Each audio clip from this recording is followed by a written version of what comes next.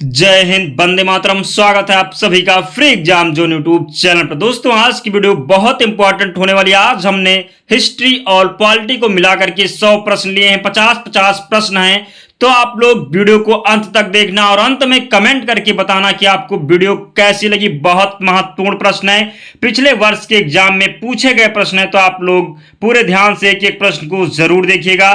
तो चलिए पहला प्रश्न देखते हैं। सिंधु घाटी सभ्यता के स्थान में से कौन सा स्थान सिंधु नदी के किनारे पर स्थित था? तो मोहनजोदड़ो इसका सही उत्तर है, आपको ध्यान रखना है। मोहनजोदड़ो का स्थानीय नाम क्या था? तो मोहनजोदड़ो का स्थानीय नाम था मृतकों का टीला। अगला प्रश्न है, मोहनजोदड़ो में सबसे बड़ा भवन कौन सा था? ध्यानागार था मोहनजोदड़ो में सबसे बड़ा भवन, आपको ध्यान रखना है। वैदिक आर्यों का प्रमुख भोजन क्या था? दूध और उसके उत्पाद थे वैदिक आर्यों का प्रमुख भोजन। अगला प्रश्न है, कौन सा अन्न मनुष्य द्वारा सबसे पहले प्रयोग होने वाले में से था? तो जौ का प्रयोग मनुष्य के द्वारा सबसे पहले किया गया, आपको ध्यान रखना है। वैदिक लोगों द्वारा किस धातु का प्रयोग सबसे पहले किया गया? तो वैदिक लोगों के द्वारा तांबा धातु का प्रयोग सबसे पहले किया गया, तो आपको ध्यान रखना इसका राइट आंसर होगा तांबा। वेद शब्द का अर्थ क्या है? तो वेद शब्द का अर्थ है ज्ञान। क्या अर्थ है? वेद शब्द का अर्थ है ज्ञान। किन तीन वेदों को संयुक्त रूप से वेद त्रयी कहा गया है? तो ऋग्वेद, सामवेद, यजुर्वेद को वेद त्रयी कहा गया, जबकि वेद त्रयी में अथर्ववेद शामिल नहीं है। कौन सा वेद? अथर्ववेद वेद त्रयी में शामिल नहीं है, तो आपको ध्यान रखना है। गौतम बुद्ध का जन्म स्थान किसके द्वारा अंकित किया जाता है? तो गौतम बुद्ध का जन्म स्थान जो है अशोक मौर्य का रोमन देय स्तंभ द्वारा अंकित किया जाता है, आपको ध्यान रखना है। बुद्ध किस वंश से संबंधित हैं? तो बुद्ध की बात करें तो ये शाक्य वंश से संबंधित हैं। प्रथम बौद्ध परिषद कहाँ आयोजित की गई? राजगृह में आयोजित की गई प्रथम बौद्ध परिषद जो है प्रथम बौद्ध परिषद राजगृह में आयोजित की गई, आपको ध्यान रखना है। भारत में जैन धर्म का संस्थापक कौन था? महावीर था भारत में जैन धर्म का संस्थापक।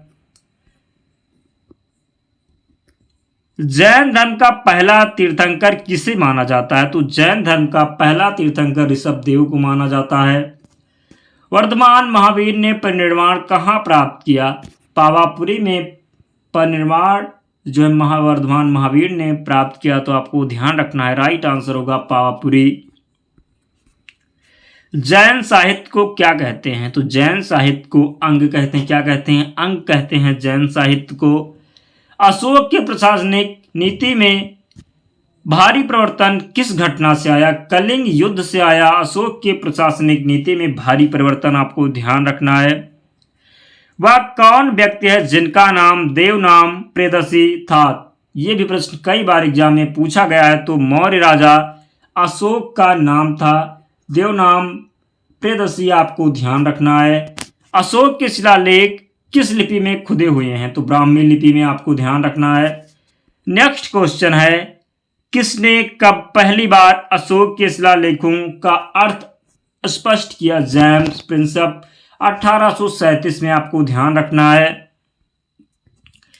किस प्रसिद्ध शासक को शिलालेखों का जनक कहा जाता है? अशोक को शिलालेखों का जनक कहा जाता है, आपको ध्यान रखना है। महरौली में जंग रहित लौह स्तंभ किसने स्थापित किया? तो महरौली में जंग रहित लौह स्तंभ की बात करें तो गुप्त ने स्थापित किया। गुप्त राजा जिसने विक्रमादित्य की पदवी ग्रहण की थी वह कौन थे? तो गुप्त राजा जिसने विक्रमादित्य की पदवी ग्रहण की थी वह थे चंद्रगुप्त द्वितीय। हरिसेन राजाओं में से किसका राज कवि था? तो हरिसेन राजाओं में से समुद्रगुप्त का राज कवि था। लिच्छवी दोहित्र किससे कहते हैं? तो समुद्रगुप्त को कहते हैं लिच्छवी दोहित्र। लिच्छवी दोहित्र की बात करें तो समुद्रगुप्त को कहते हैं, आपको ध्यान रखना है।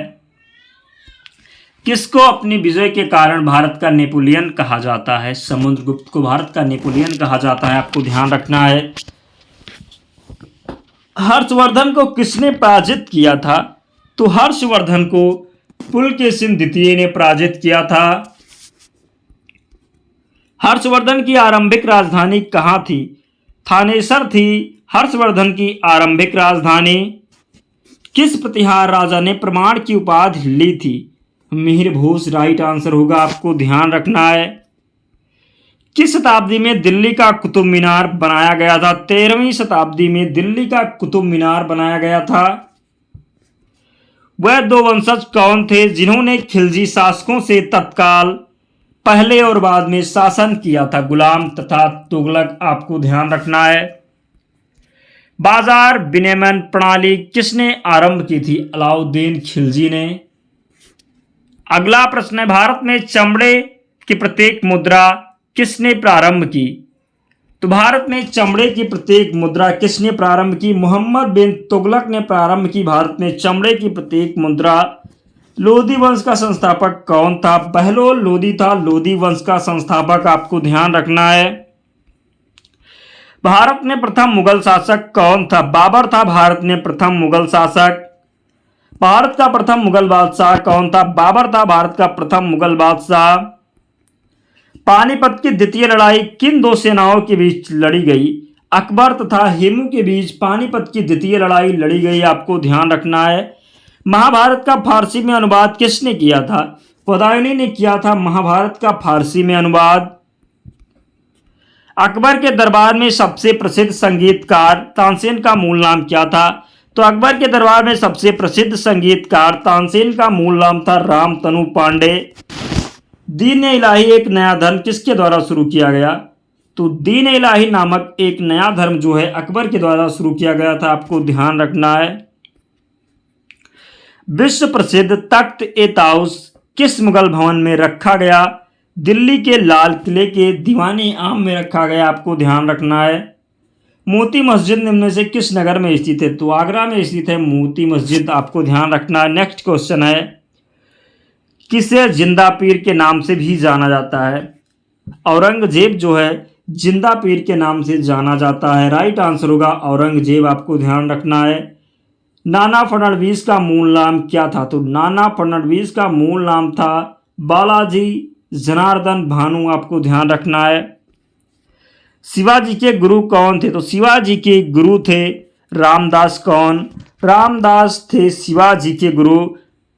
शिवाजी के गुरु थे रामदास, आपको ध्यान रखना है। शिवाजी का राज्याभिषेक कब हुआ? 1674 में हुआ था शिवाजी का राज्याभिषेक। किसे लड़ाकू पेशवा कहा जाता था? बाजीराव प्रथम को लड़ाकू पेशवा कहा जाता था। नाना साहब के नाम से कौन प्रसिद्ध था? बालाजी बाजीराव नाना साहब के नाम से प्रसिद्ध था, आपको ध्यान रखना है। प्रार्थना समाज के संस्थापक कौन थे? तो प्रार्थना समाज के संस्थापक थे आत्मा राम पांडुरंग। उपनिवेशी भारत में कोलकाता में एशियाटिक सोसाइटी की स्थापना किसने की थी? तो उपनिवेशी भारत में कोलकाता में एशियाटिक सोसाइटी की स्थापना की थी विलियम जोन्स ने। शेरशाह द्वारा निर्मित ग्रैंड ट्रंक रोड पंजाब को किसके साथ जोड़ती है? पूर्व बंगाल के साथ, आपको ध्यान रखना दोस्तों। हिस्ट्री से 50 प्रश्न कंप्लीट हो गए। एक प्रश्न और है हिस्ट्री से, तो आप लोग ध्यान रखना। शेरशाह की मृत्यु कहाँ लड़ते हुए हुई थी? तो कालिंजर में लड़ते हुए हुई थी शेरशाह की मृत्यु, आपको ध्यान रखना दोस्तों। टोटल 51 प्रश्न थे हिस्ट्री से। अब हम पॉलिटी से 50 प्रश्न देखेंगे। तो अगर आपने अब तक वीडियो को लाइक नहीं किया है तो यार प्लीज़ आप लोग वीडियो को लाइक कर दीजिए। हम वही प्रश्न आपके लिए लेकर के आते हैं जो बार बार एग्जाम में पूछे जाते हैं। बहुत कम समय में हम आपका रिवीजन करवाते हैं, तो आपका भी कर्तव्य बनता है कि आप भी हमारा साथ दें। तो प्लीज़ आप लोग भी हमारा सपोर्ट करें, वीडियो को लाइक कर दीजिए, चैनल को सब्सक्राइब कर लीजिए और वीडियो को अपने दोस्तों के भी पास शेयर कर दीजिए। आपको यहाँ से बहुत हेल्प मिलेगी, तो प्लीज़ आप लोग भी सपोर्ट करें। अब हम पॉलिटी से 50 प्रश्न देखते हैं, तो आप लोग एक एक प्रश्न को नोट जरूर करिएगा। बहुत इंपॉर्टेंट प्रश्न है, सीधे आपके एग्जाम में पूछे जाएंगे। तो पहला प्रश्न देखते हैं पॉलिटी से। भारत के संविधान के सबसे अधिक प्रभाव किसका माना जाता है? तो भारत के संविधान पर सबसे अधिक प्रभाव जो है भारत सरकार अधिनियम 1935 का माना जाता है। शासन की एकात्मक पद्धति का लाभ क्या है? तो शासन की एकात्मक पद्धति का लाभ है दृढ़ राज्य। किस देश का आलिखित संविधान है? यूके का आलिखित संविधान है, आपको ध्यान रखना है। भारत के संविधान सभा का अस्थायी अध्यक्ष कौन था? तो भारत के संविधान सभा का अस्थायी अध्यक्ष था डॉक्टर राजेंद्र प्रसाद। संविधान के अंतर्गत भारतीय लोकतंत्र के आदर्शों को हम कहाँ देख सकते हैं? प्रस्तावना में हम देख सकते हैं। संविधान के अंतर्गत भारतीय लोकतंत्र के आदर्शों को ध्यान रखना है आपको। भारत पूर्ण संप्रभु लोकतांत्रिक गणतंत्र कब बना? तो भारत पूर्ण संप्रभु लोकतांत्रिक गणतंत्र बना 26 नवंबर 1949 को। संविधान की उद्देशिका का संशोधन कितनी बार किया गया? तो संविधान की उद्देशिका या प्रस्तावना में संशोधन केवल एक बार कब किया एक बार किया गया। प्रश्न अगर आपसे पूछा जाए कि कब किया गया, किस संविधान संशोधन के तहत किया गया, तो आपको ध्यान रखना है 42वें संविधान संशोधन 1976 में संविधान की उद्देशिका में संशोधन किया गया, आपको ध्यान रखना है। अगला प्रश्न देखते हैं। भारत एक है, तो भारत एक लोकतांत्रिक है। क्या है? भारत एक लोकतांत्रिक है, आपको ध्यान रखना है। कौन सा संशोधन अधिनियम मिनी संविधान माना जाता है? 42वां संविधान संशोधन अधिनियम 1976 जो है मिनी संविधान माना जाता है। भारत में एकल नागरिकता की अवधारणा कहाँ से ली गई? इंग्लैंड से ली गई है। भारत में एकल नागरिकता की अवधारणा, आपको ध्यान रखना है। दोहरी नागरिकता में किसकी विशेषता है? तो दोहरी नागरिकता में संघीय सरकार की विशेषता है, आपको ध्यान रखना है। विश्व में सबसे बड़ा संविधान किस देश का है? तो विश्व में सबसे बड़ा संविधान है भारत का। भारतीय संविधान में मूलभूत अधिकार किस संविधान से लिए गए? तो भारतीय संविधान में मूलभूत अधिकार अमेरिका के संविधान से लिए गए थे। उच्च न्यायालय और उच्चतम न्यायालय दोनों के आधिकारिक के अधीन क्या आता है? मूल अधिकारों का संरक्षण, आपको ध्यान रखना है। प्रारंभ में कितने मौलिक अधिकार दिए गए थे? तो प्रारंभ में 7 मौलिक अधिकार दिए गए थे। आपसे पूछा जाए वर्तमान में कितने मौलिक अधिकार हैं, तो 6 हैं। बात करें एक क्या होगा, तो एक जो है 44वें संविधान संशोधन के तहत हटा दिया गया, वो था संपत्ति का अधिकार, जिसको हटा के विधिक अधिकार बना दिया गया। तो आप टोटल जो है 6 मौलिक अधिकार बने, तो आपको ध्यान रखना है। भारतीय संविधान में कितने प्रकार के न्यायिक आदेश हैं? तो 5 प्रकार के न्यायिक आदेश हैं, आपको ध्यान रखना है। कौन सा अधिकार भारतीय संविधान द्वारा एक मौलिक अधिकार के रूप में नहीं दिया गया? संपत्ति का अधिकार। कोई राज्य उन अधिकारों द्वारा जाना जाता है जिन्हें वह बनाए रखने या किसका कथन है? लास्की। अगला प्रश्न है, भारत के संविधान में शामिल राज्य के नीति निर्देशक सिद्धांतों की अवधारणा किसके संविधान से ली गई थी? भारत के संविधान में शामिल राज्य के नीति निर्देशक सिद्धांतों की अवधारणा किसके संविधान से ली गई थी? आयरलैंड के संविधान से।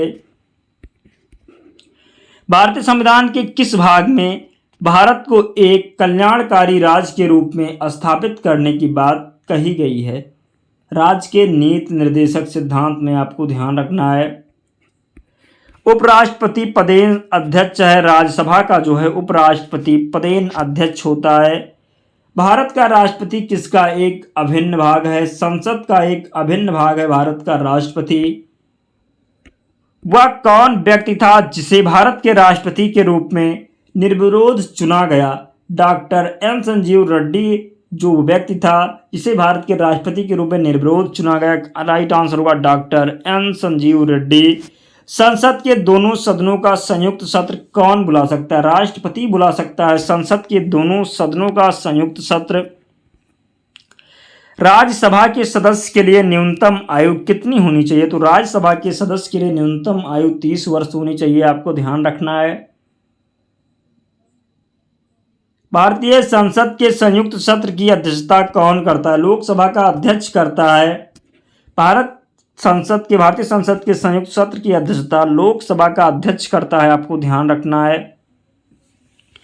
लोकसभा में किसी विधेयक को धन विधेयक के रूप में प्रमाणित कौन करता है? तो लोकसभा में किसी विधेयक को धन विधेयक के रूप में अध्यक्ष प्रमाणित करता है। भारतीय संविधान के किस संशोधन अधिनियम द्वारा पंचायती राज व्यवस्था को संवैधानिक दर्जा दिया गया? भारतीय संविधान के किस संशोधन अधिनियम द्वारा पंचायती राज व्यवस्था को संवैधानिक दर्जा दिया गया? 73वें संविधान संशोधन के द्वारा, आपको ध्यान रखना है। त्रिस्तरीय पंचायती राज तंत्र में क्या शामिल है? तो ग्राम पंचायत, ब्लॉक समिति, जिला परिषद शामिल है त्रिस्तरीय पंचायती राज तंत्र में, आपको ध्यान रखना है। भारत में त्रिस्तरीय पंचायत राज प्रणाली का प्रस्ताव किसने दिया था? बलवंत राय मेहता समिति ने। संविधान का निर्माता किसे कहा जाता है? डॉक्टर BR अम्बेडकर को संविधान का निर्माता कहा जाता है। भारतीय संविधान कितने दिन में बनकर तैयार हुआ था? तो भारतीय संविधान 2 वर्ष 11 माह और 18 दिन में बनकर तैयार हुआ था। 2 वर्ष 11 माह 18 दिन, आपको ध्यान रखना है। भारतीय संविधान सभा में कुल कितनी महिलाएं थी? 15 महिलाएं थी भारतीय संविधान सभा में, आपको ध्यान रखना है। नेक्स्ट क्वेश्चन है, भारत के प्रथम शिक्षा मंत्री कौन थे? अबुल कलाम आजाद थे भारत के प्रथम शिक्षा मंत्री। संविधान सभा की संघ संविधान समिति के अध्यक्ष कौन थे? जवाहरलाल नेहरू। भारत के लगातार 2 बार उपराष्ट्रपति एवं 1 बार राष्ट्रपति कौन बने? भारत के लगातार 2 बार उपराष्ट्रपति एवं 1 बार राष्ट्रपति बने थे डॉक्टर S राधाकृष्णन। उपराष्ट्रपति के चुनाव में से संबंधित विवाद का निर्णय कौन करता है? उच्चतम न्यायालय। भारत के प्रथम उपराष्ट्रपति कौन थे? तो भारत के प्रथम उपराष्ट्रपति थे डॉक्टर S राधाकृष्णन, आपको ध्यान रखना है। उपराष्ट्रपति का कार्यकाल कितना होता है? तो उपराष्ट्रपति का कार्यकाल 5 वर्ष होता है। लोकसभा को और किस नाम से जाना जाता है? जनता के सदन के नाम से जाना जाता है लोकसभा को। राज्यसभा की अधिकतम संख्या कितनी है? 250 है राज्यसभा की अधिकतम संख्या। गुजरात में कुल कितने जिलों की संख्या कितनी है? 33। हरियाणा राज्य के अंतर्गत विधानसभा की सीटें कितनी हैं? 90 सीटें हैं हरियाणा राज्य के अंतर्गत, आपको ध्यान रखना है। बम्बई को मुंबई का नाम कब दिया गया? 1995 में बम्बई को मुंबई का नाम दिया गया। किसी राज्य का राज्यपाल बनने के लिए न्यूनतम आयु कितनी होनी चाहिए? 35 वर्ष होनी चाहिए किसी राज्य का राज्यपाल बनने के लिए न्यूनतम आयु। महिलाओं के विवाह की न्यूनतम आयु कानून द्वारा कितनी निर्धारित की गई? 18 वर्ष। संविधान सभा द्वारा राष्ट्रीय ध्वज को कब स्वीकृत किया गया? 22 जुलाई 1947 को संविधान सभा द्वारा राष्ट्रीय ध्वज को स्वीकृत किया गया। छत्तीसगढ़ उच्च न्यायालय की पीठ कहाँ स्थित है? बिलासपुर में स्थित है छत्तीसगढ़ उच्च न्यायालय की पीठ, आपको ध्यान रखना है। सर्वोच्च न्यायालय के न्यायाधीशों की सेवानिवृत्ति की आयु कितनी है? 65 वर्ष है सर्वोच्च न्यायालय के न्यायाधीशों की सेवानिवृत्ति की आयु। स्वतंत्र भारत की पहली महिला राज्यपाल कौन बनी? सरोजनी नायडू बनी स्वतंत्र भारत की प्रथम महिला राज्यपाल। दोस्तों आपसे पूछा जाता है स्वतंत्र भारत की प्रथम महिला मुख्यमंत्री कौन थी? तो सुचेता कृपलानी थी, ये भी आपको ध्यान रखना। दोस्तों वीडियो कंप्लीट हो गई, आप लोग वीडियो को लाइक करके ही जाना है और चैनल को सब्सक्राइब कर लेना। और इसकी PDF के लिए आप टेलीग्राम चैनल से जुड़ जाना, लिंक डिस्क्रिप्शन बॉक्स में, या आप टेलीग्राम पर जा करके सर्च कर लेना फ्री एग्ज़ाम जोन। क्या फ्री एग्ज़ाम जोन, आपको चैनल मिल जाएगा। आप लोग PDF से एक बार रिवीजन कर लेना तो सभी प्रश्न आपको याद हो जाएंगे। बहुत इंपॉर्टेंट प्रश्न है, कई बार एग्जाम में पूछे गए हैं, तो आप लोग पूरे ध्यान से PDF को पढ़ लेना और एक बार वीडियो को देख लेंगे तो सभी प्रश्न आपको याद हो जाएंगे। तो मिलते हैं अगले वीडियो में, तब तक पढ़ते रहिए, ध्यान रखिए अपना, स्वस्थ और सुरक्षित रहिए। जय हिंद।